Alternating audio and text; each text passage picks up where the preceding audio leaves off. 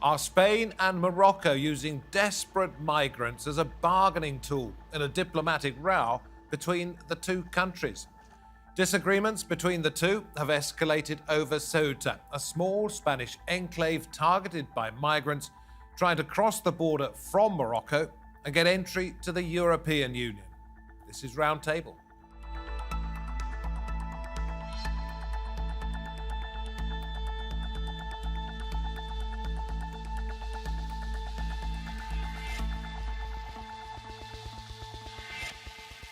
Hello and a warm welcome from me, David Foster. Thousands have crossed the border into Ceuta.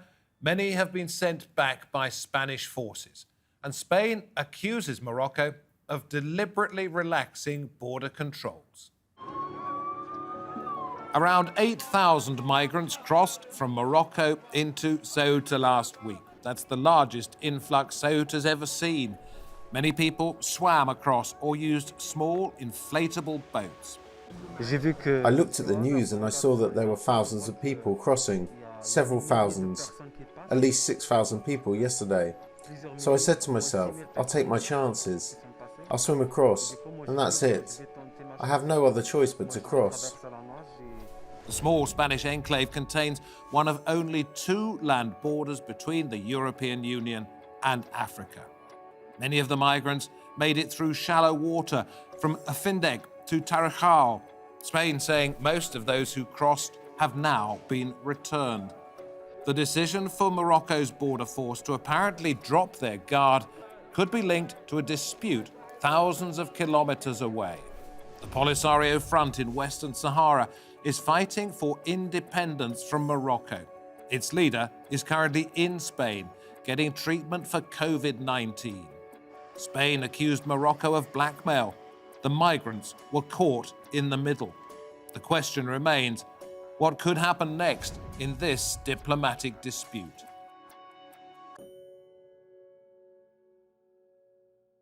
I'm delighted to be able to say that on this roundtable we cross first to Washington, D.C. and say hello to Samir Bennis, political analyst and the co-founder of Morocco World News, then to Belgium, Ghent, and Hanne Beirens awaits us there, the director of the Migration Policy Institute Europe, and to Madrid, and José Ignacio Torreblanca is there from the European Council on Foreign Relations. This is about migrants, and Hanne, I'll come to you on that in just a moment, but it's also about one man in particular. And José Ignacio, I'll come to you on the position of Brahim Ghali, leader of the Polisario Front, mortal enemy of Morocco, leader of the Polisario Front. We've mentioned him in our introduction. He is currently receiving treatment for an illness in Spain, but the Moroccans want him to stand trial. What is the legal position at the moment? Because I know he has been told he has to appear in court.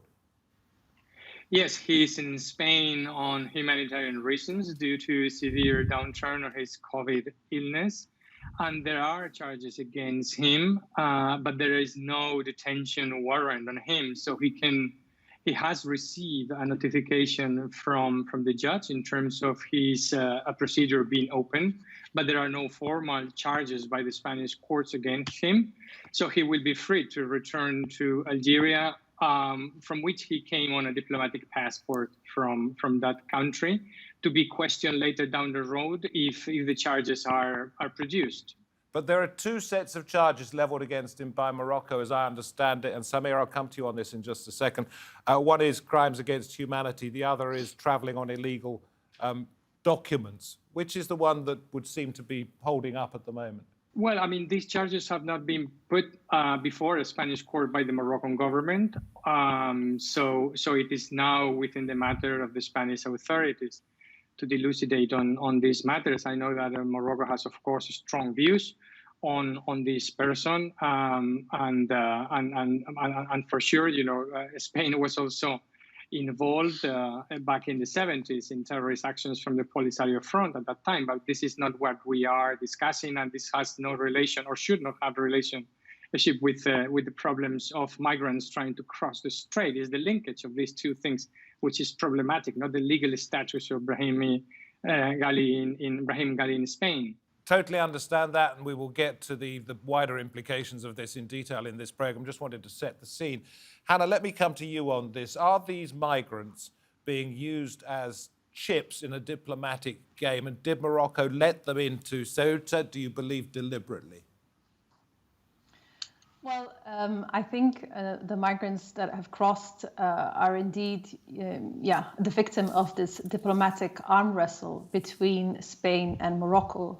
So these are people that often have lost their livelihoods as a result of the pandemic and the economic recession that's been hitting Morocco. So a lot of people are unemployed. They risk their lives as they seek to cross to Spain. We know that 2 people have died in the process. And thirdly, they risk all of them being sent back to Morocco under bilateral agreements. So this is particularly problematic in that sense, that these are actually victims of a diplomatic incident between 2 countries. And Amnesty International says Morocco's playing with people's lives. Is that your feeling too? This is a very difficult question to ask, in the sense that, this is something that needs to be sorted out between those two countries. We have to look at the much broader picture here, where relationships between third countries and the EU is now become the standard or the centerpiece of how the EU deals with preventing or reducing migration to the continent. And so this is really about a much larger question as to how these different actors react to this and how they need to revisit their strategic and there's history, is there not, of some countries using migrants as bargaining chips? More on that in a moment. Samir, I want to come to you. I know you say that Morocco helps to keep undocumented migrants out of Europe, but it didn't do that in this case. Well, I think there has been a narrative going on these days that Morocco has used the migration card as a way to blackmail the Spanish government and coerce it into changing its position on the question of the Sahara. I think this is a kind of narrative that seeks to deviate the attention of the public opinion from one fundamental problem, is the fact that Spain has unlawfully accepted into its soil the entry of persons wanted for crimes, or for alleged crimes of torture, kidnapping, and rape. And also it deviates attention from the fact also that Spain has undertook pushback, the summary pushbacks of migrants who entered into Melilla, which is against international law. I should say Melilla being the other Spanish enclave very close by, just for our viewers that don't know that. Now we have to put all of this into the broader context. Now, the claim that Morocco has purposefully used migration to blackmail Spain is preposterous and. But can I just say, I know you say it's ridiculous, but this border has been fairly secure for some time. You say Morocco's kept illegal immigrants out of European soil, which Ceuta is, and yet on this occasion, when it happened to be complaining about this man in Spain that you don't want to be there, it let the migrants through. Why? Yes, we cannot. It would be disingenuous for anybody to deny that there has been a relaxation of Morocco's efforts in recent weeks. This is a fact. But to claim that Morocco has used this as a card to blackmail Spain is beside the mark, and seeks to put the blame on Morocco rather than putting things into their broader context. We need to keep in mind that Morocco has in line with the spirit of friendship and cooperation that has marked relations between Morocco and Spain over the past 2 decades. It has worked tirelessly to stem the flow of undocumented immigration, which use Spain, Ceuta and Melilla as points of entry into Europe. Yeah, and I know you say that it's an unprecedented crisis. I want to bring in somebody called Santiago Abascal, who's leader of the Vox party in Spain, right-wing Spanish party. He went to Ceuta. He had this to say. We are facing a real invasion of our national territory. an invasion directed and planned by a neighbouring country, an invasion that has brought thousands, mostly male at conscription age, to our country. Also many youngsters, minors who have been used as human bulldozers by Morocco. So, Jose Ignacio, is that how Spain sees it, as an invasion? Well, I mean, the point is not the invasion. The point is that to challenge the point that Samir made, there are at least 3 instances in which the Moroccan government has openly recognized that this is the direct consequences of Spain hosting Brahim Ghali, first in a communique they put up on their website, the Minister of Foreign Affairs on May 8th, warning Spain of the consequences of this act. Then by the Moroccan minister, paradoxically, for human rights, who said that Spain was getting what it deserved in terms of just the day as the events were unfolding. And then by the Moroccan ambassador to Spain, which also said in a very harsh public statement that this was the consequence of Spanish actions by hosting Ghali. Then you have footage live of this entrance, which went through the gates. They did not went around the gates. They went through the gates, which the Spanish police, with the Moroccan border police, opened when you get an influx of between 8,000 and 12,000 people in just 24 hours in a city of 80,000. And you say this is a major mistake by Morocco. It's a major mistake because, as Samir was saying, we're not diverting attention from Brahim Ghali by pointing to this issue. It is Morocco that is diverting attention to the issue of Ghali and Western Sahara, in a sense, by using migration, which is all the wrong. Morocco has legitimate concerns, a legitimate position. Is one party in an international negotiation. It's been sitting at the table with the Polisario Front for more than 40 years, to try and solve this issue. But the minute you put migration on the table, and then you threaten countries, as we've seen in the past with other countries, doing this, Turkey has also been a case in point of the reaction that it provokes when you hit knowingly at some very sensitive issue in the domestic politics of one country. And you do it in a very inhuman way by sending children who risk drowning and, who risk not gaining their lives, So, Jose Ignacio, we get your point, and Samir, we will give you the right of reply in just a moment, but you brought up migration, you brought up the European perspective. I've got this from the Spanish Prime Minister, Pedro Sanchez. This is an act of defiance. The lack of border control by Morocco is not only a show of disrespect for Spain, but rather of the European Union. Is this an EU issue which has been brought to the fore once again by what we've seen in North Africa? Yes, indeed. And we've seen a very similar reaction last year when there were problems at the border between Greece and Turkey. So you've referred to the statement of Prime Minister Sanchez, but we've seen similar kind of statements made by, for example, the Vice President of the European Commission, Margarita Schinas, but also other actors saying, well, Spain's borders are the EU's borders. So the message is clear. We stand as one, and if you provoke one of the EU member states, you may expect a response from all 27. This is really clear. This is also what the external member states of the European Union want to hear. Sorry, I want to push you on that when you said expect a response from the European Union, 27 member states, etc. So this isn't just a Spanish issue, it's an EU issue. What has been the response so far? Well, the response has been so far, firstly, the political narrative, as we just discussed. We stand as one. Secondly, there are, of course, concerns of countries at the external border who want to see also operational support. We know that Spain is discussing an operational support plan with the European Asylum Support Office to also build up their capacity to receive asylum seekers and migrants, because we know that facilities in Spain are now recently overwhelmed.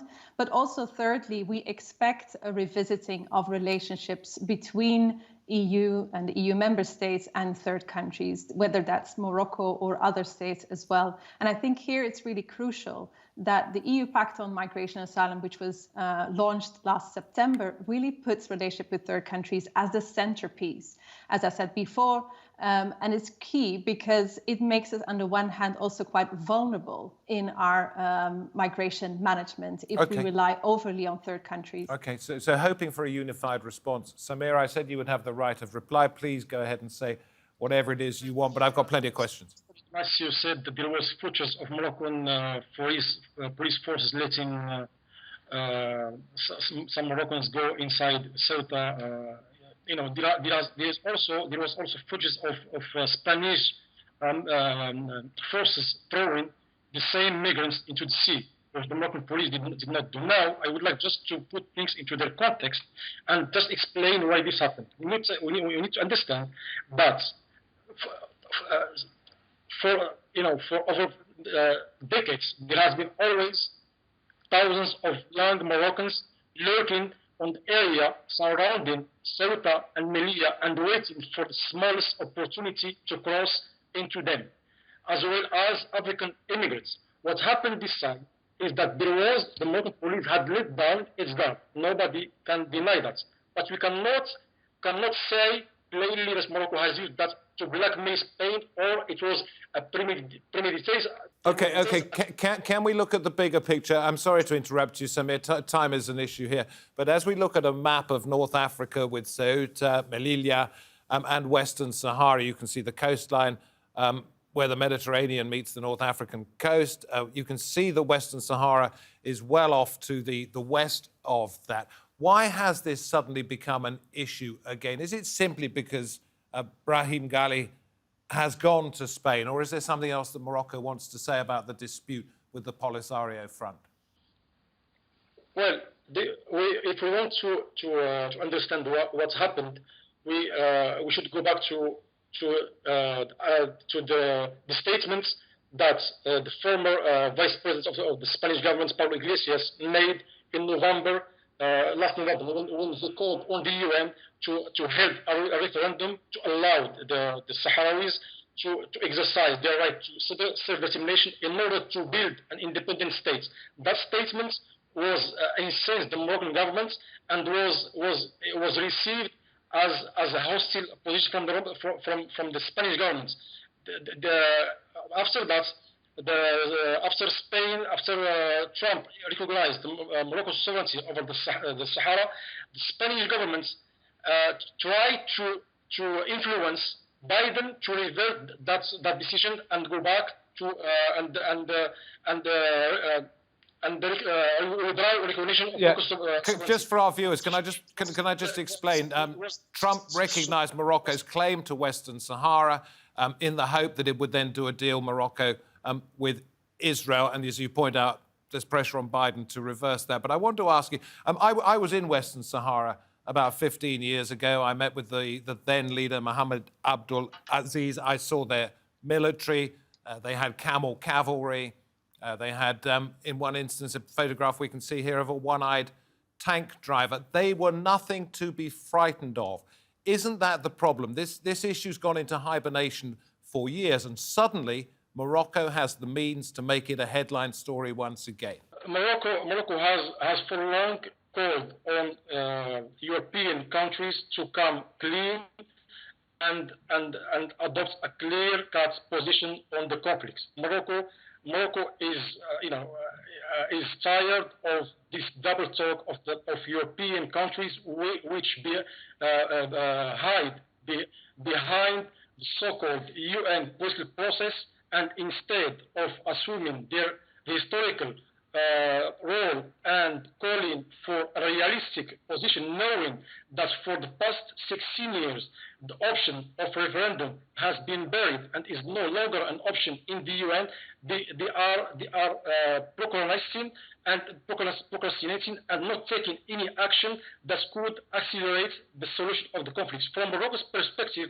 the way in which Europe, for example, Germany and Spain, have behaved in recent weeks shows clearly that they have no interest in seeing Morocco closing this file. But okay, let's put that to Jose Ignacio, that is a fair point, isn't it? That the European Union's rather embarrassed about what it should or shouldn't do with regards to Western Sahara. Morocco's playing a very clever game here by making sure it stays in the headlines. So what happens next with regard to the bigger picture? I'm not sure it's a very clever game, because every word Samir utters shows that they are actually using migration as a pressure tool on the diplomatic front. So this is not a migratory crisis, it's a diplomatic crisis. And the mention to the Spanish Vice President of the government of the radical left-wing party Podemos, who has by now left the government, makes that clear. But the Spanish position and the French position is very clear, is to push for a mutually acceptable solution, which is not even calling for a referendum anymore. So it's closer to the position of Morocco in many senses than the position of the Polisario and Algeria. The problem here is that Europeans, we are not free to dispose international law as Americans do, as Trump did.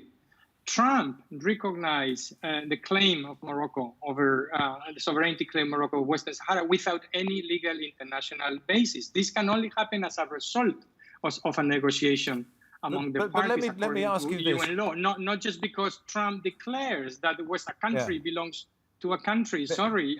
Can I just ask you this? We cannot twist international law this way. Are you surprised? Are you surprised that Morocco appears still to be concerned about the position of Western Sahara, when militarily, as we can see from those photographs that I took 15 years ago, nothing has changed? If anything, it has probably gone backwards. Are you surprised about Morocco's position? No, I fully understand that, Trump encouraged the expectations of the Moroccan, that the last mile after 40 years was so close, that they could just grab sovereignty if only Spain, France, and the European Union accepted that position. And sorry, this is not the way it works. I understand the frustration and the anxiety of the Moroccans by seeing this conflict maybe coming to an end in a solution which would mean a formal integration of Western Sahara under the crown. We've got about 5 minutes left. Hannah, I'll come to you in a moment, but I want to go back to Samir. I want you, Hannah, to bookend it with the personal stories about the migrants, if possible.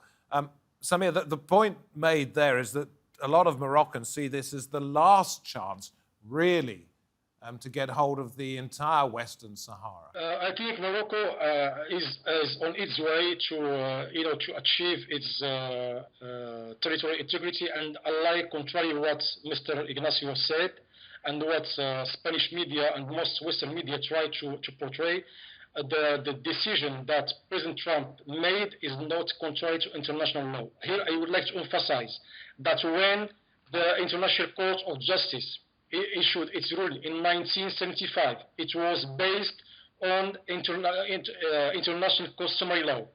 And the decision was... Samir, I'm terribly sorry. We don't have time to go back over 45, 50 years on this. I think you've made your position absolutely clear.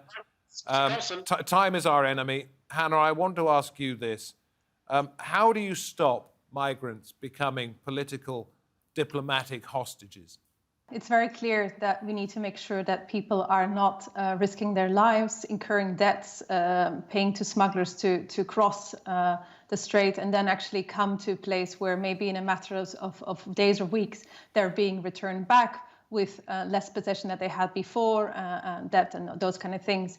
What to do in that respect, it's key that the EU and its counterparts in third countries need to get together and actually move away from a transactional approach where you go for tit for tat. I support you a bit for border management and give you money, and in exchange for that, you prevent people from coming. We need a kind of strategic partnership where you're thinking about broader issues, not only about migration, but also trade, foreign affairs, so that all the cards are on the table when different actors negotiate, and we know what we're actually trying to achieve from the other party, and migrants are not the victim of this. But while all we hear from the European Union is we would like to see an end to this, we need to have some kind of control over it, and at the same time it's paying money to countries to stop migrants reaching Europe. There's a double standard here, isn't there? Well, as I just said, I think it's really key that we move away from this transactional approach.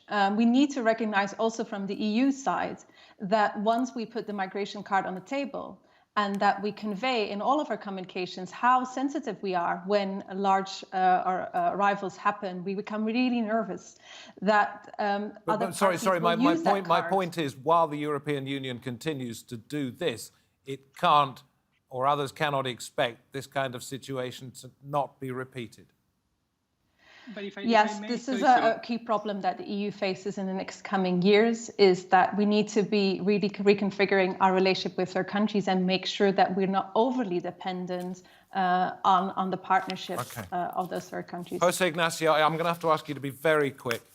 Very quick. There are already almost 1 million Moroccans legally established in Spain. So you have to put this question in the right perspective. Also, there are thousands of Moroccans coming every week to harvest. Every year for the harvest to Spain and so on. So Spain is not a country that is close to Morocco. There are very deep relationships already going on, right? This is very important. And I think we've established that it is a far bigger picture than just the poor, unfortunate people we saw on the border between Morocco and the European Union in North Africa. I'm very sorry if you feel you've been rushed in this, but we had so much to get through. I thank you very much indeed for your time, but that, unfortunately, is it. From me, David Foster, thank you, wherever you happen to be watching this program, for your time, and we hope to have you with us on another occasion. Until then, goodbye.